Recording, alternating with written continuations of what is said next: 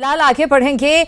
बड़ी खबर की हम बात करते हैं। मोतिहारी से हमें बड़ी खबर मिल रही है इस वक्त की। शौचालय की टंकी में 6 लोग डूब गए हैं और डूबने की वजह से एक ही परिवार के 6 लोगों की मौत हो गई है। छौड़ादानो पीएचसी के डॉक्टरों ने मौत की पुष्टि की है। बनकटवा के जीतपुर गांव की ये घटना है, दिल दहलाने वाली घटना।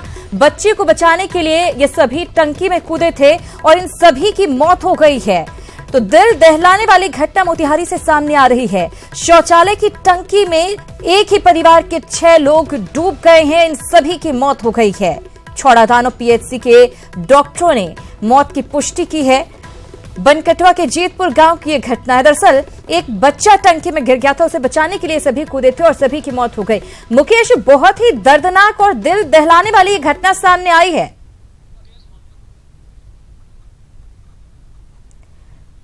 मुकेश, आपको हमारी आवाज मिल रही है?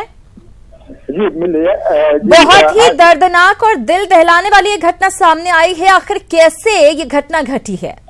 जी श्रीनंदा, आज सुबह की यह घटना है जब नवनिर्मित शौचालय की टंकी में पानी पटाने गया था एक युवक, जिसका नाम सचिन कुमार है, 13 वर्ष का है। वह गया, जो फिसल करके उसके अंदर गिर गया और उसे बचाने के लिए परिवार की माँ, पिता और भाई सभी एक के बाद एक अंदर गए और सभी अंदर ही दम घुटने से सबकी मौत हो गई है। जी जहाँ से उसके बाद से उन लोगों को निकाला गया और छौड़ादानो पीएचसी में भर्ती कराया गया, जहाँ डॉक्टर ने पहले ही चेकअप में उन सबों को मौत की पुष्टि की और सभी की मौत हो गई है। जी श्रीनंदा, बिल्कुल मुकेश, निश्चित रूप से बहुत ही दर्दनाक ये घटना सामने आई है। लेकिन आखिर क्या इन लोगों को जानकारी नहीं थी कि कोई दूसरा तरीका अपनाते? जो भी बच्चा था वो गया था पानी पिटाने के लिए, उसे बचाने के लिए, एक के बाद एक 6 लोग एक ही परिवार के जान चली जाती है इनकी। जी श्रीनंदा, क्योंकि नवनिर्मित है, बन रहा है, उसे पानी पटाया जा रहा था और बन रहा है, इसलिए लोगों को यह जानकारी नहीं थी कि इसमें इतना जहरीला गैस होगा और एक के बाद एक के सभी के दम घुटते जाएंगे और उसमें जाने के बाद सभी बेहोश होंगे। बिल्कुल, शुक्रिया मुकेश इस जानकारी के लिए। लेकिन निश्चित रूप से बहुत ही ये बड़ी और दर्दनाक घटना सामने आई है, जहां पर एक ही परिवार के 6 लोगों की जान चली गई है टंकी में डूबने की वजह से। और नीतीश के जिस मंत्री के इस्तीफे की खबर सुर्खियों में है, उस पूर्व मंत्री के विभाग की एक बड़ी लापरवाही का खुलासा आज न्यूज 18 करने जा रहा है। हमारे खुलासे को देखकर आप ये समझ जाएंगे कि मुजफ्फरपुर के जिस बालिका गृह को कोठे में तब्दील कर दिया गया, उसकी भनक समाज कल्याण विभाग के अधिकारियों को आखिर क्यों नहीं लगी। यह खुलासा आरा के एक अवैध शेल्टर होम से गायब हुए एक नाबालिग बच्चे से जुड़ा है।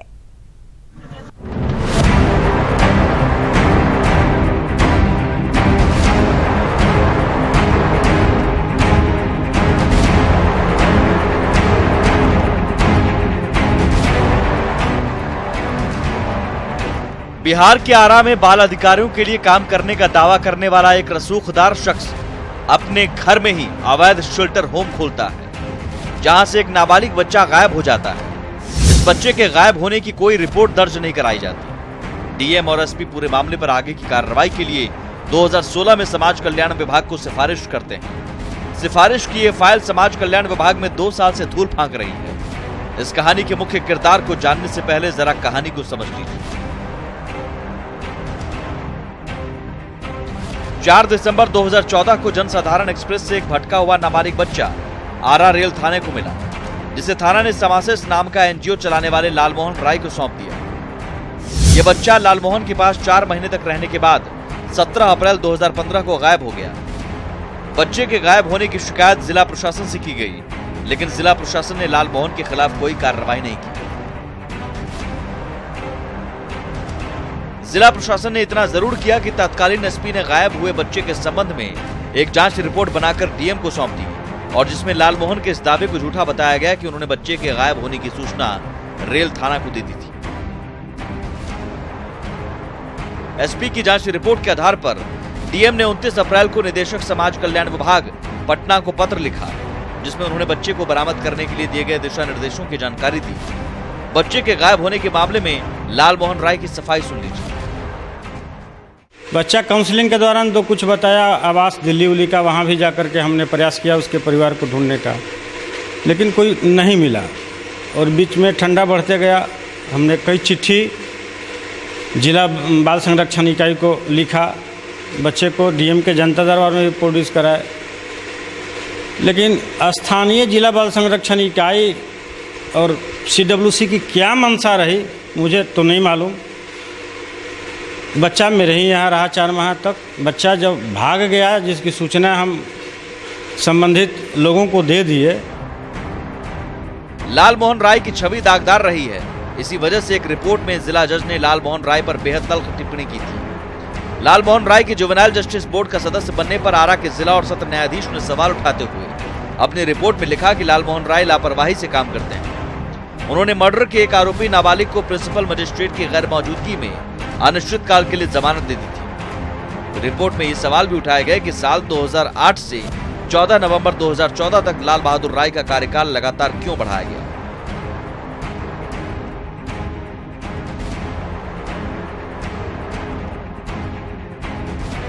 बड़ा सवाल है कि जो बच्चा 2 साल पहले लाल बहादुर के एनजीओ से गायब हुआ, उसकी खोज खबर लेने की जहमत कोई नहीं उठा रहा। इस पूरे मामले में न्यूज़ 18 कई सवाल खड़े करता है। आरा रेल पुलिस ने किस आधार पर नाबालिग बच्चे को लाल बहादुर के अवैध एनजीओ को सौंप दिया? आरा में सरकारी ऑब्जर्वेशन होम मौजूद होने के बावजूद समासेर को बच्चा क्यों सौंपा गया? लाल बहादुर पर कार्रवाई करने के बजाय जिला प्रशासन जांच की ढाल क्यों तैयार करता रहा? 2 साल से समाज कल्याण विभाग ने इस मामले में कोई कार्रवाई क्यों नहीं की? लालमोहन राय को जुवेनाइल जस्टिस बोर्ड के सदस्य के तौर पर लगातार एक्सटेंशन कैसे मिलता रहा? पटना से आलोक के साथ आरा से हिमांशु, न्यूज़ 18। तो एक और बानगी आपने देख ली किस तरह से समाज कल्याण विभाग काम कर रहा है।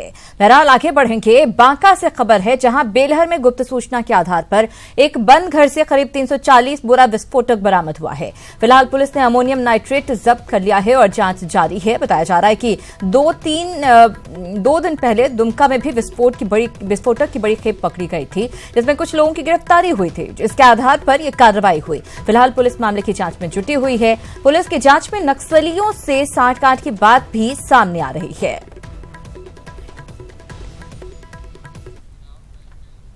राज्यसभा उपसभापति पद के लिए आज चुनाव होगा। इस चुनाव में एनडीए प्रत्याशी हरिवंश और यूपी प्रत्याशी बीके हरिप्रसाद में सीधा मुकाबला है। वहीं बीजू जनता दल ने एनडीए के राज्यसभा उपसभापति उम्मीदवार हरिवंश को समर्थन देने की घोषणा की है। ऐसे में एनडीए उम्मीदवार हरिवंश की जीत पक्की मानी जा रही है।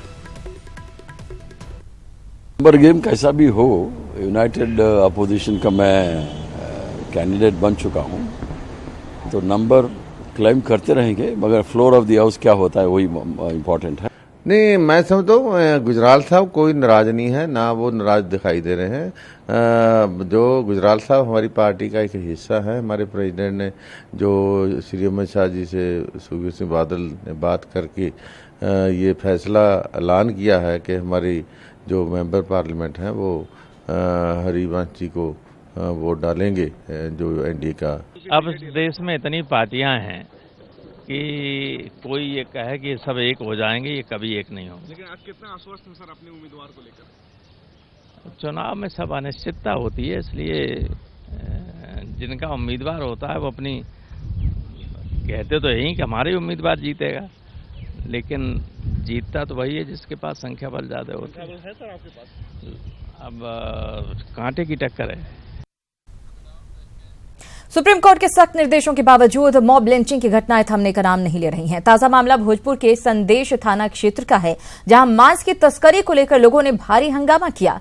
स्थानीय लोगों ने मांस लदे एक पिकअप वैन को रोककर ड्राइवर के साथ मारपीट की। मौके पर पहुंची पुलिस ने आक्रोशित लोगों को समझाने की कोशिश की, लेकिन लोगों ने कार्रवाई की मांग को लेकर सड़कों को घंटों जाम रखा। स्थानीय लोगों के मुताबिक 3 गाड़ियों में प्रतिबंधित मांस ले जाया जा रहा था, जिनमें 2 वाहनों के ड्राइवर गाड़ी लेकर मौके से फरार हो गए, जबकि एक गाड़ी खराब सड़क के चलते फंस गई, जिसके बाद लोगों ने गाड़ी में प्रतिबंधित मांस की सूचना मिलते ही हंगामा करना शुरू कर दिया।